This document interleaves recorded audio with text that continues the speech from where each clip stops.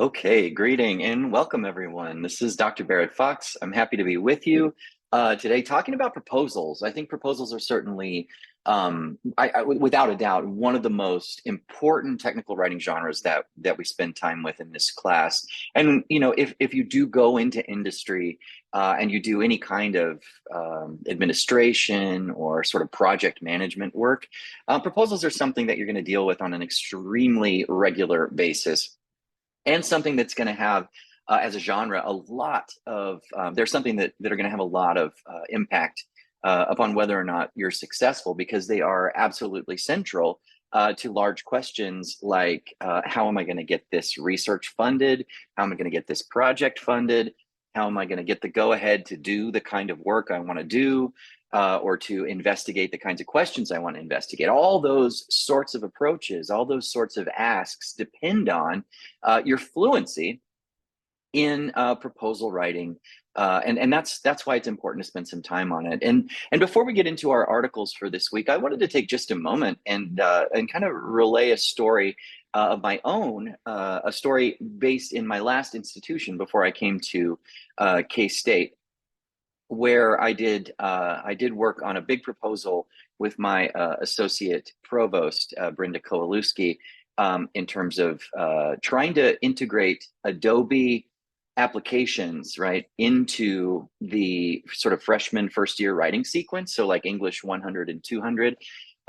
So I want to talk just a little bit about that because it's a story for me that's pretty close to my heart, and it gives you a sense too, I think, of the power of proposals, because what began with a relatively small amount of money turned into a multi-million dollar spend on behalf of my university.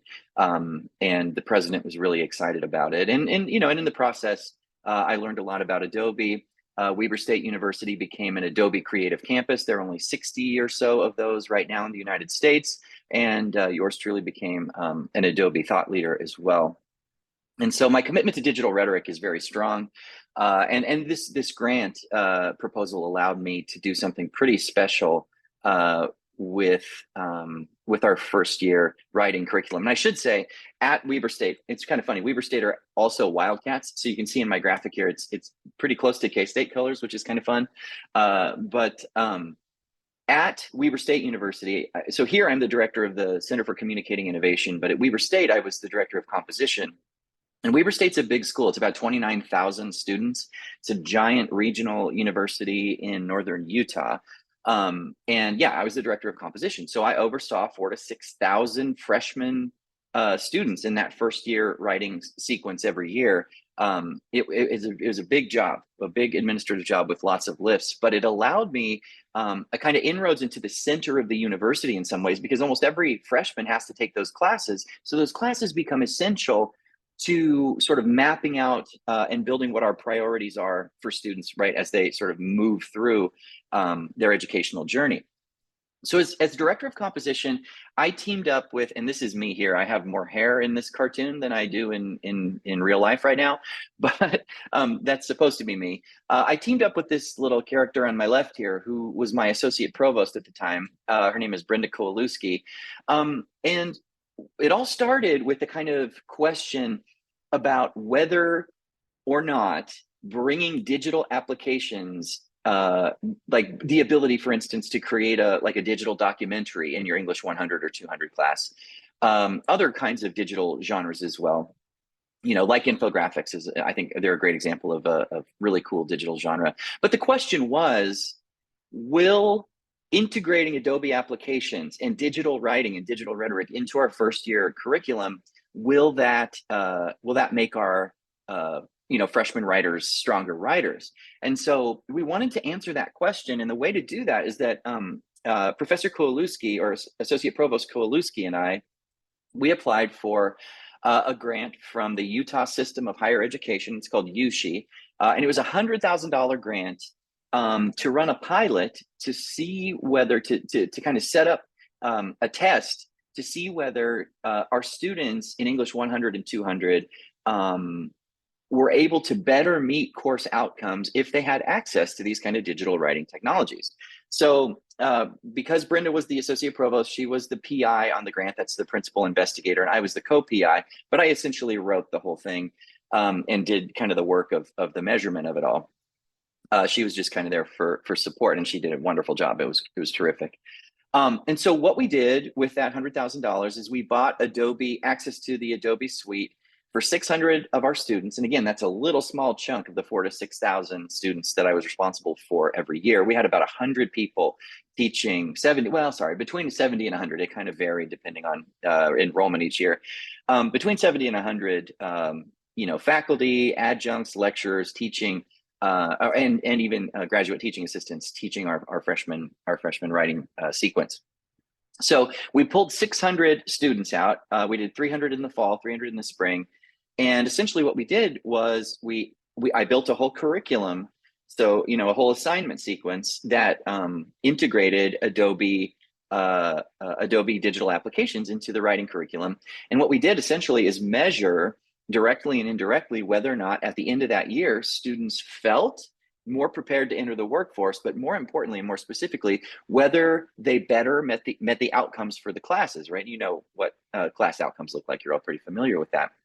And what we found was that 89% of the students were meeting or exceeding outcomes, right? As opposed to maybe 65% of those students, maybe 70% of those students in a good year, without sort of the digital access to the digital applications for writing. And so essentially what we found then, to sum it up, is that students write more powerfully when they have access to digital applications. And additionally, students feel better prepared to enter the 21st century workplace when they have some facility with digital technologies, which is one of the reasons in this particular class we end with a digital portfolio, right? We end with that because it's a beautifully elegant little package that contains every genre that you've created in this class in a kind of linear format. And we'll talk about what that formatting looks like. But it's something where you can literally just give a future employer a URL or a link. They can click on that and they can see all the work that you did in this class, and they can see how that work relates and builds and gets more and more complicated. And then there's also places in that where we will be kind of doing meta discourse, which is kind of commenting on the work that we've done. So I tell this story because once we sort of showed that we were drastically increasing the number of students who were meeting our outcomes with by implementing these digital applications in our first year writing curriculum. We stepped back and sort of presented this information to the Board of Regents, the Utah Board of Regents, and then to our president, right, and the other overseers of Weber State University, and they were blown away.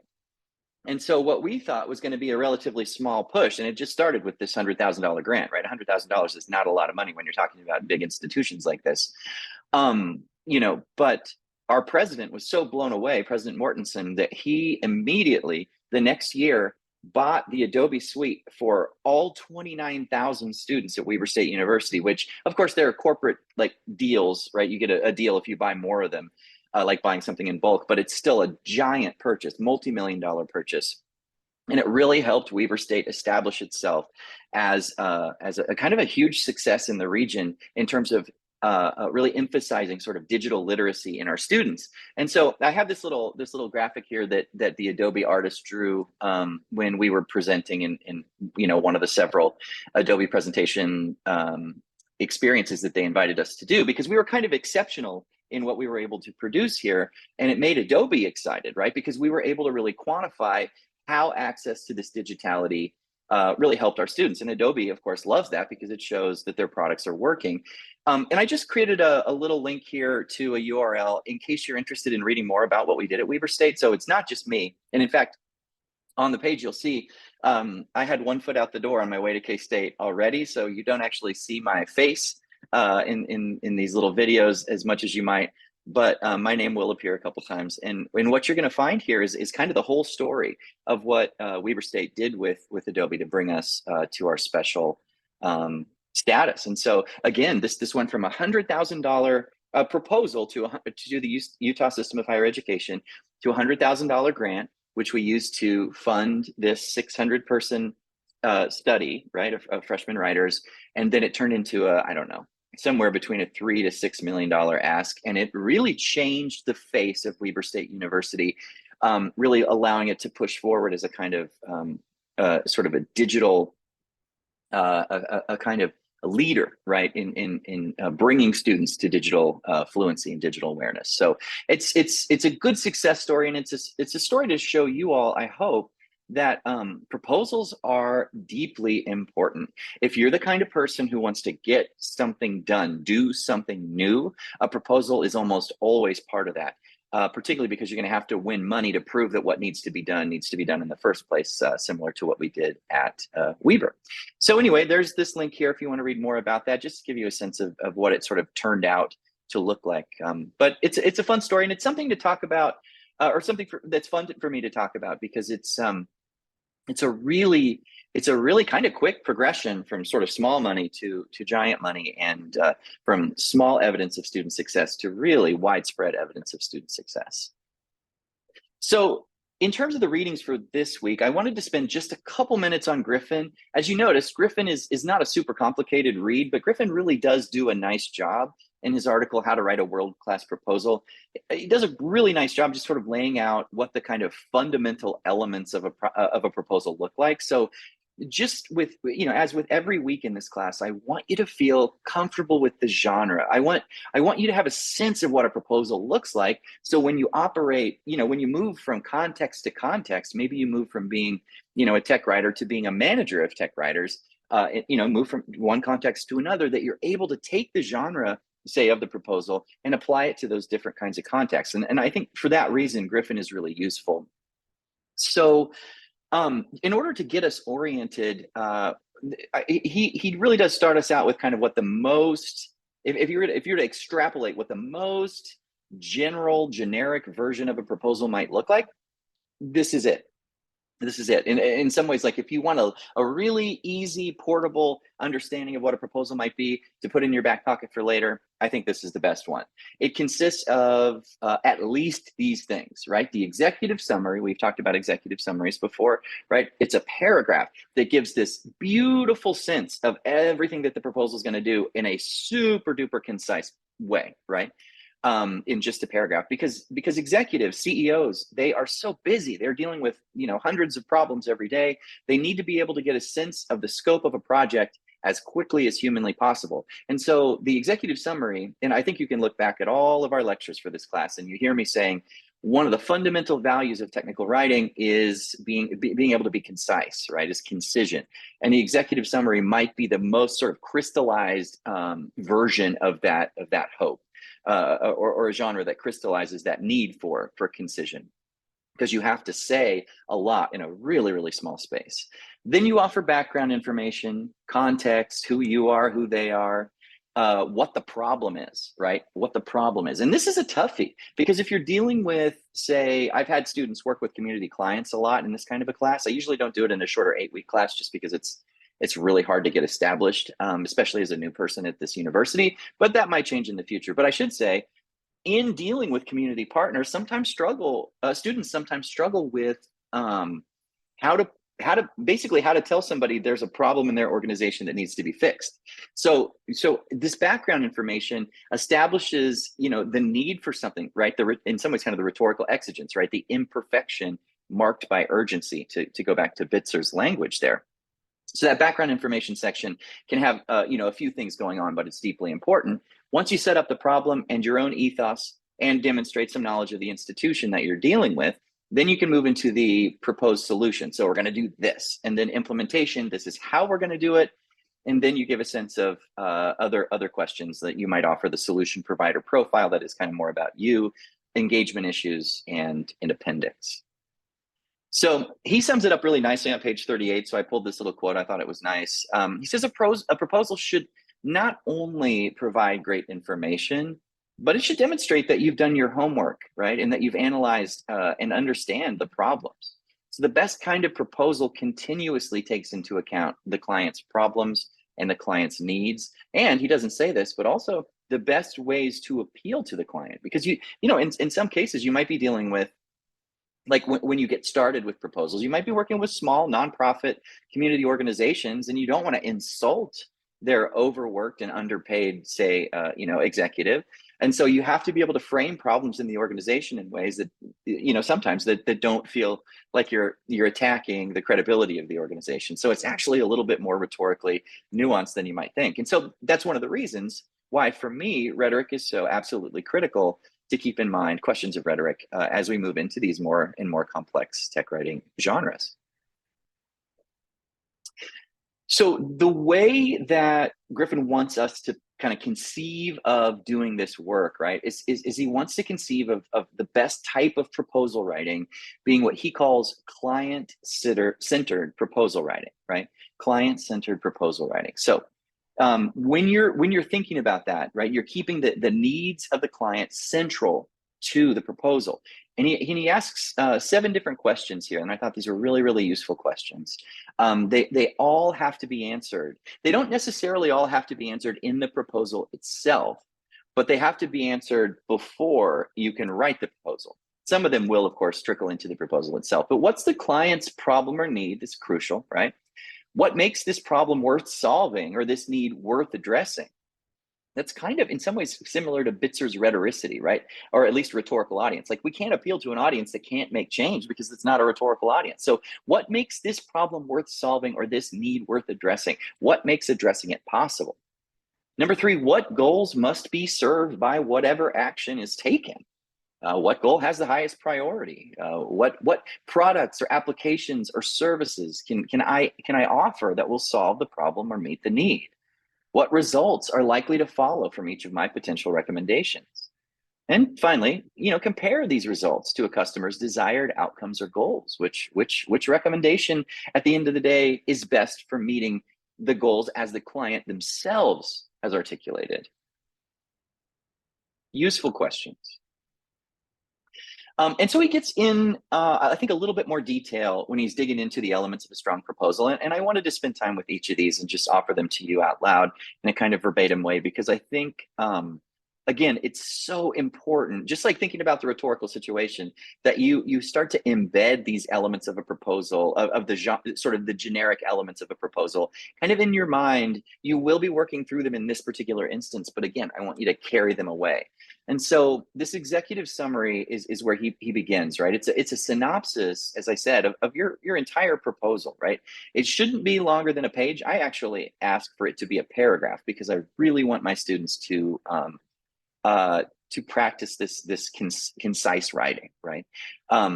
So he offers a couple suggestions there, like if you want to do a longer version of it.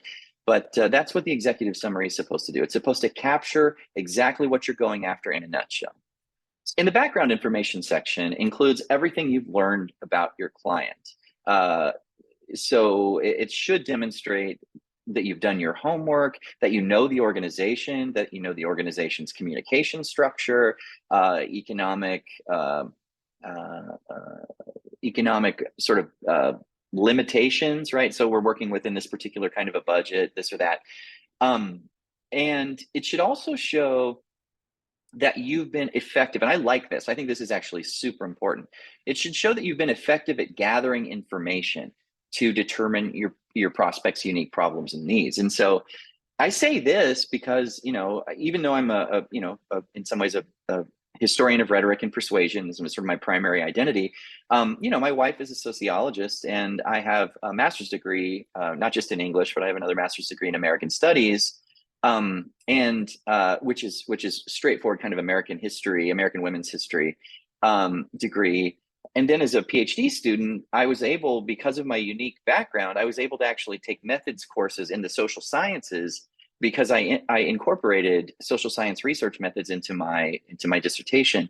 And so I don't want to say I'm half a sociologist, because that's not quite right, but I would say I'm a quarter of a sociologist. And one thing that's absolutely critical to doing proposals well is to do the kind of sociological research about your organization, that to do participant observation research. So, in a real world situation, you might spend some time with your client, seeing what's going on in their organization and where the problem sort of manifests in the organization. And so you're doing that kind of social science research.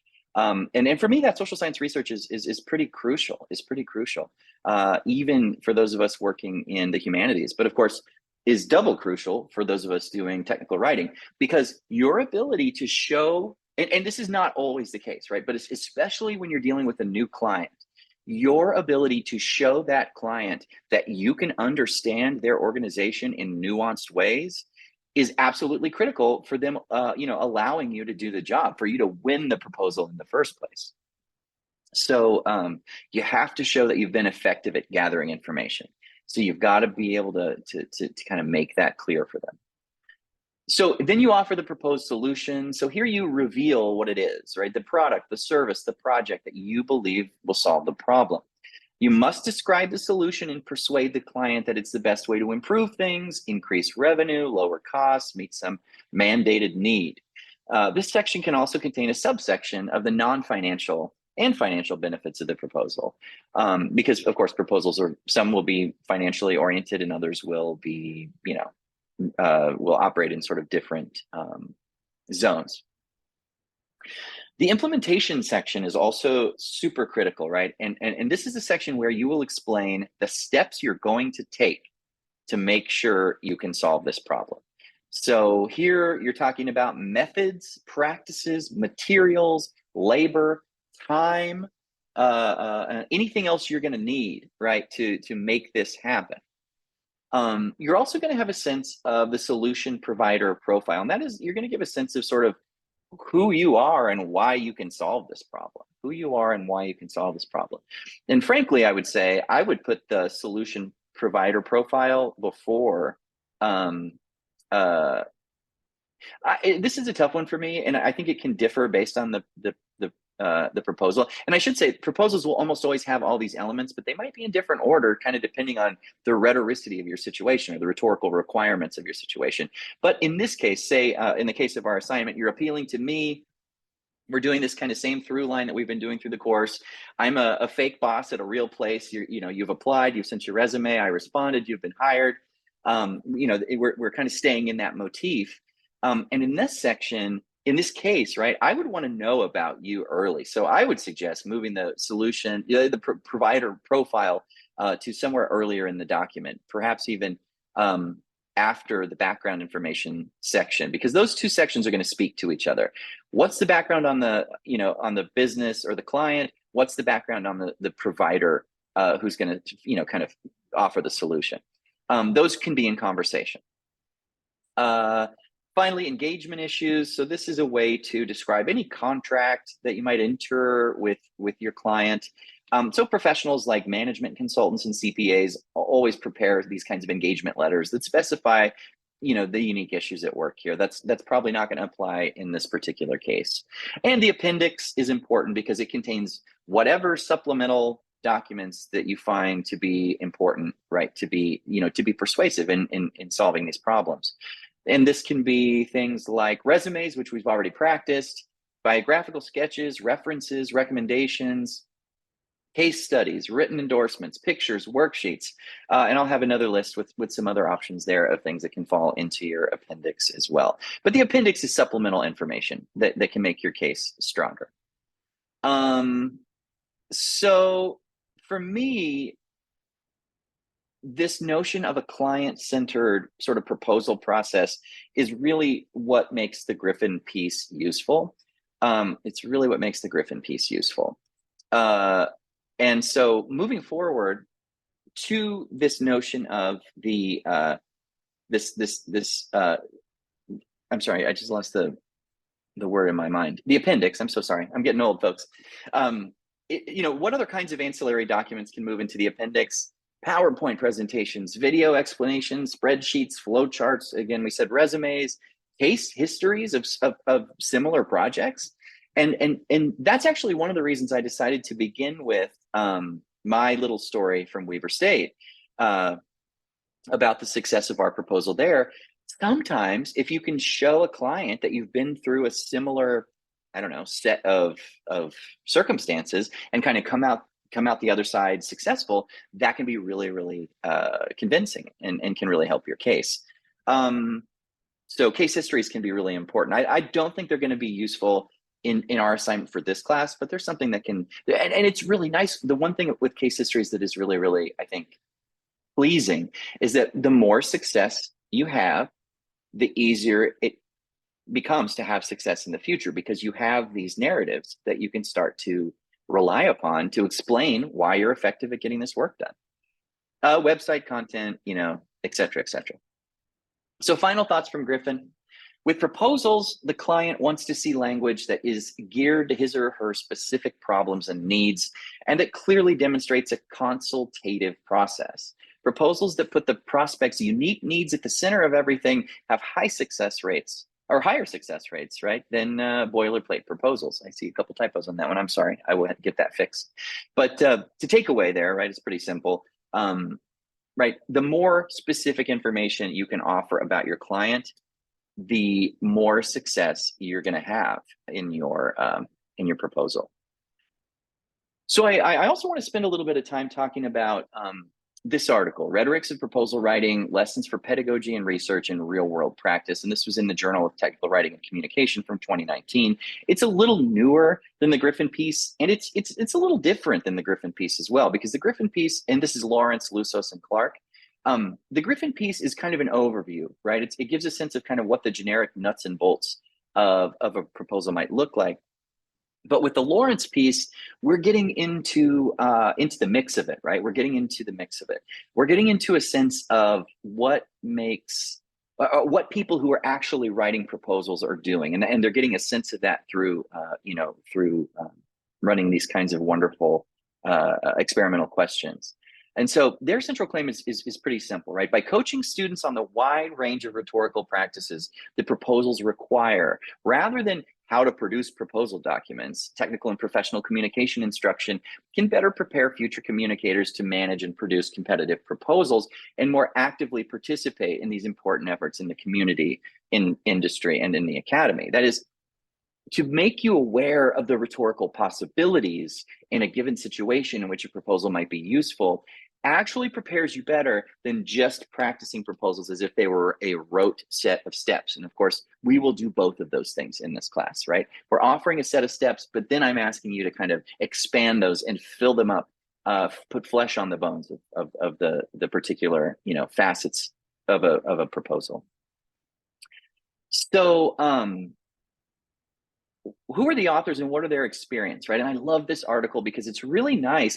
It's just like, as a writing professor, I always tell my students, like, I'm a writer. I'm in the mix, right? I'm in the trenches with you. I'm generating writing. I'm sitting into journals. I'm writing books and articles, but it's not all success, right? It's not all success. Even at a Research One university like Kansas State University, people who are professional writers like myself, we don't get everything accepted, right? So I am constant, and I think this is nice for students to know. I'm constantly in the trenches of writing proposals, of applying for things. Sometimes they get accepted. Sometimes they turn into articles and even books or edited collections. And sometimes they don't. Sometimes they don't work. And one of the reasons I love this article is because the authors are all working on kind of different proposals, right? And so they bring us into the kind of messy mix of it all.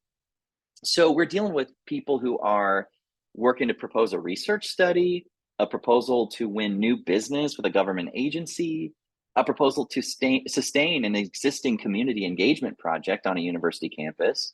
And what they say is, although we all produced the same deliverable, right, a proposal that outlined a plan for action, cost for that plan, and an argument about why it should be funded, all three of those documents served and were produced as part of an entirely different rhetorical situation. And that's why it's so critical to kind of keep these rhetorical questions alive as we move through. So the rhetorical context matters. The rhetorical context matters, right? What rhetoric allows us to do is to see, right, that different situations are prismatic. So sometimes the proposal, they say, resulted from a sole proposal writer's effort. Sometimes the proposal writing happened in a large team where writing was a relatively narrow task, confined to editing and collecting solicitation requirements to themes and strategies developed by non-writers. Sometimes proposal writing was rushed, frantic, and completed at the last minute. I'm sure every student in this class, including myself, can relate to that. We've all done it.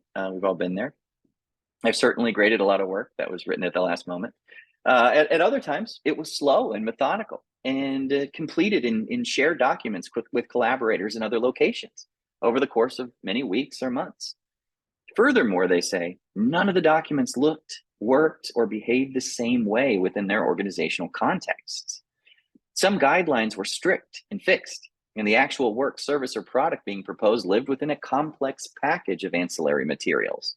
Others were open, amorphous, or creative, And I say it's prismatic because it means that the situation differs depending on the light that you shine through it, right? By the light that you shine through it, I mean the angle of approach, So as ubiquitous as proposals are, they are rarely completed in the same way twice, even though I'm asking you to bring the proposals forward, the proposals kind of essential structure forward as you move through this class and then out of this class.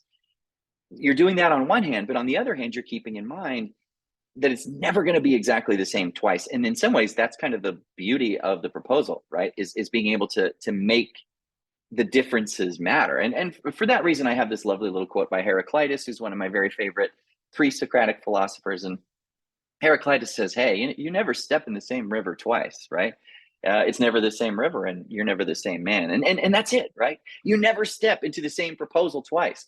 It's never the same proposal and you're never the same person.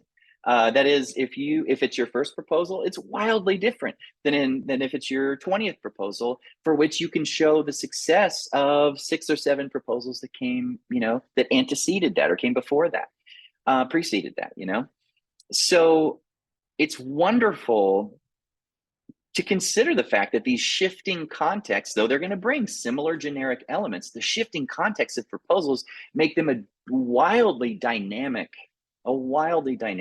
genre, and that's just a blast if you're interested in questions of nuance and questions of kind of situational dynamicity. And so as they compare, they say these experiences, from textbook materials on proposal writing, they noticed a disconnect between what they typically experienced as writers and the scenarios presented in instructional materials for students in technical and professional writing classes.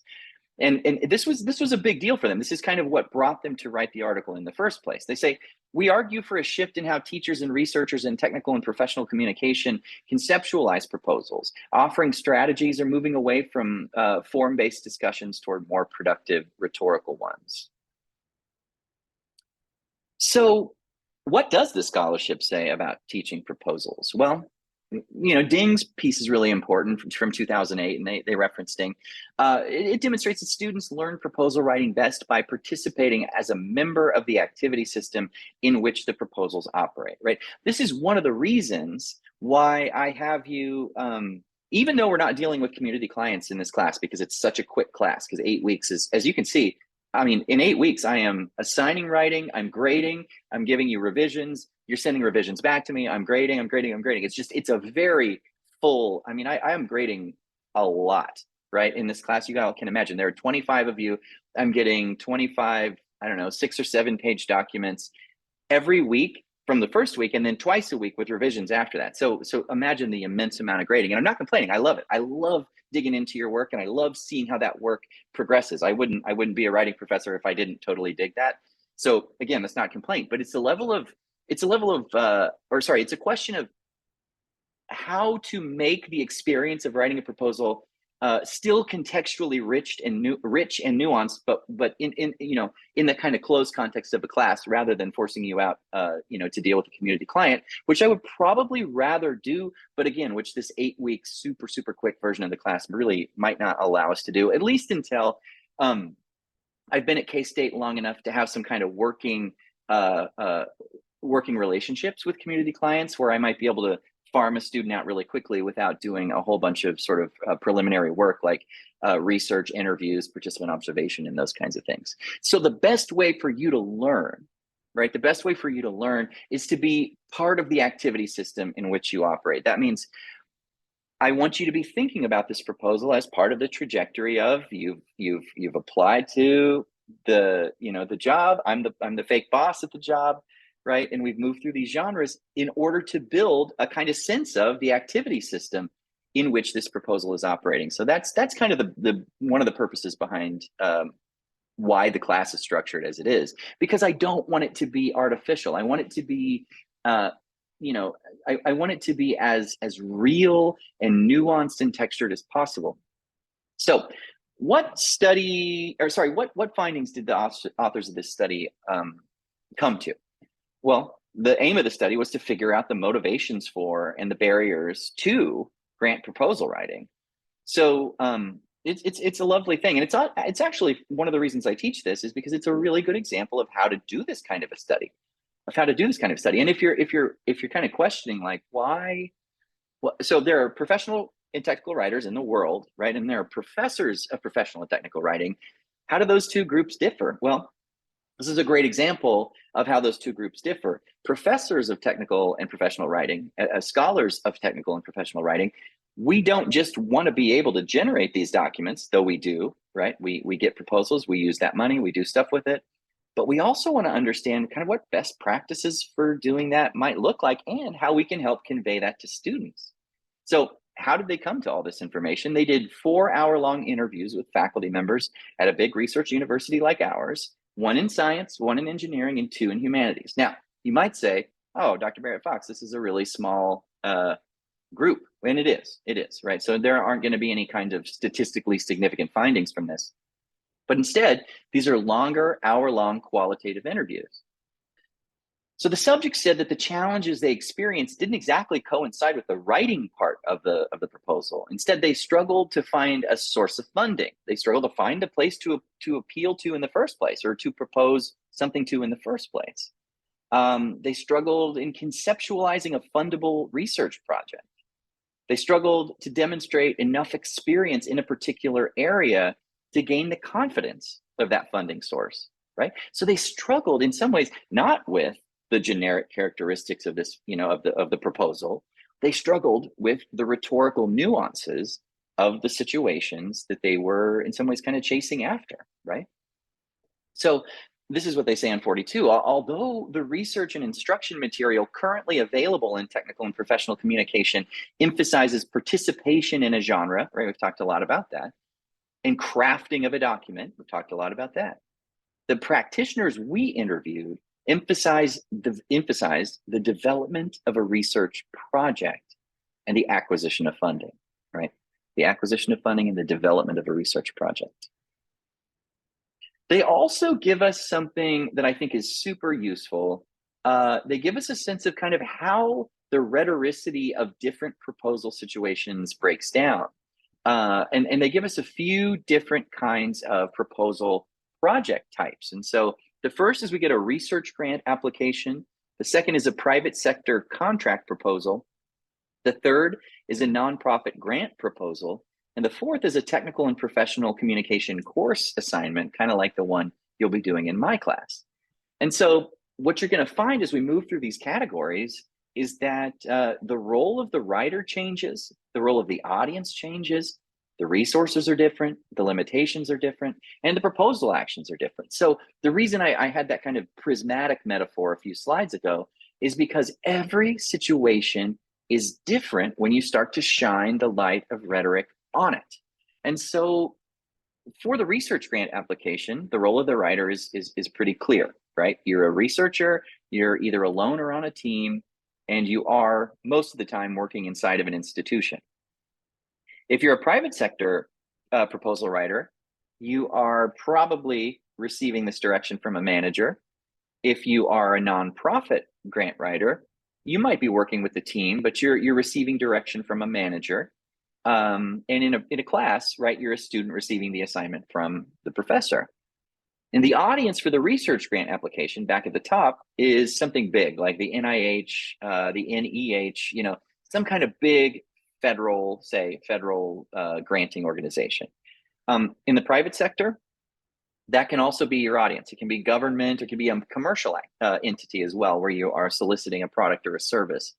For a nonprofit context, you very well might be applying to the government as well. You might be applying to a foundation. You might even be applying to a kind of individual philanthropic actor, which can be sort of lovely as well. And in a class situation, you're either writing to the instructor, or in our case, you're writing to I think a pretty sophisticatedly imagined audience, right? Because we're actually dealing in real companies, even though, of course, I can't really speak for all the companies that you have chosen. I can do my very best to kind of simulate that, right? So it's good to know that different proposal types are nested differently, right? And have different outcomes and demand different approaches to the genre. Another reason I found this article to be so useful, and I hope it's kind of resonating, that the proposals, though, on one hand, they seem so rote, right? If you go back to Griffin, it's this, and this, and this. But on the other hand, once you open up the context of that proposal, it becomes so much more variegated, and all the colors of the rainbow start to come out. It becomes a lot more complicated. So some takeaways from this piece. In terms of like why we're doing this class the way we're doing this class. And I don't talk a ton about this as a professor, but I do sometimes. And the reason I do that is because I want to invite you into the process. I do that because I respect you all, because I like to hear how you're processing all this as students, right? What's useful to you, what's not useful to you. So I'm talking to you maybe less as students in some ways, and more as if we were collaborative colleagues, right? As if we were collaborative colleagues. And so one thing we can do as teachers that tends to work pretty well for students is involve students in real world projects. And we're doing a kind of simulation of that right now, but it's to the end of you being able to actually write to these companies and get these things done. You should also, as an instructor, and I do this, right, try to develop long-term relationships with both students and clients. And for me, that's a struggle. You know, this is my first year at K-State. Though I was raised in Kansas, and I loved K-State as a kid. I grew up really close to K-State, actually, and then went away to teach in Arkansas and Utah for 10 years. But I don't have, because I'm not from this particular area of Kansas, I don't have long-standing client relationships. But that's one of the things that I'm going to be building in my capacity as the director of the Center for Communicating Innovation, because then I can start to match community needs, nonprofit needs, with my talented students, and we get that benefit of the real world context. Thirdly, in terms of takeaways, it's important for students to recognize, right, that the proposal is not a singular document, but rather it's a complicated reflection of an activity system. It's a complicated reflection of an activity system. And it's a heuristic way into that activity system. It's a heuristic way into that activity system as well. It's a set of instructions or a set of parameters through which you can see a situation and analyze that situation. And they say finally, and I quote here, such a learning opportunity requires both relationship building with people who are actively writing and managing these kinds of proposals inside the academy, inside nonprofit sectors, and in various commercial environments. But it's also important to remember, as we kind of move out of this lecture and move into your work for this week, that the ethical implications for proposal writing are deep and complicated, just as deep and complicated, say, as your relationship with your client has to be. You have to know that client. You have to know what their goals are. So rhetorics in proposal writing could and should expand not only to engage the nuanced processes and audiences and tasks as discussed in this article, but also to complement the larger range of ethical concerns that proposals and funding include. Part of what's going to make your proposal attractive, right, is your sense of the kind of ethical weight behind the problem that needs to be solved. These ethical concerns not only include ensuring that proposals outline work that can and will be completed as proposed, but also how much the work will cost. We talked about this, how payment and fees are determined, what power structures and dynamics look like, and how ethics might inform project development and management. So at the end of the day, a couple things I want you to keep in mind, right? On one hand, I want you to keep in mind the generic elements that are at work in most proposals, right? I want you to have those in your pocket because you can't start the process without them. But that's not going to be enough. What we might say is that those generic characteristics are necessary but not sufficient condition for writing a proposal successfully. What you have to do once you have those is you have to do that second piece that we've been practicing. And that second piece that we've been practicing is a rhetorical sensibility. You have to be able to identify, A, who am I working with? What's the nature of this client? What's the nature of this organization? What's their history? What's their mission statement? What's their communication structure? What are their larger goals? What do they struggle at? What are they not good at? What are they great at? You have to understand the context, right? And that's where that research is important. And in that context, you have to be able to offer both a sense of a problem that needs solving that isn't disruptive or off-putting to the executive, but also a sense of a problem that is imminently solvable if you follow the set of steps that you're able to map out. And so just a word to say that proposal writing is something that can change your life, right? I don't want to be like too dramatic, but proposal writing can change your life. If you write a good proposal, you can bring millions of dollars over the course of your lifetime into organizations that you care about. So if you're the kind of person who's like, tech writing, it's not that big of a deal, it's not for me, hear me and hear me clearly on this. Mastery of proposal writing can be enough to create an entire career where all you do, right, is write proposals. And that would be somebody like a grant writer. And so just to keep in mind both and I love this, right? I absolutely love this part of it because we've got the humanities element, right? We've got the rhetorical element. We've got the nuanced prismatic element that every context and organization and client is different and sensitive in different ways.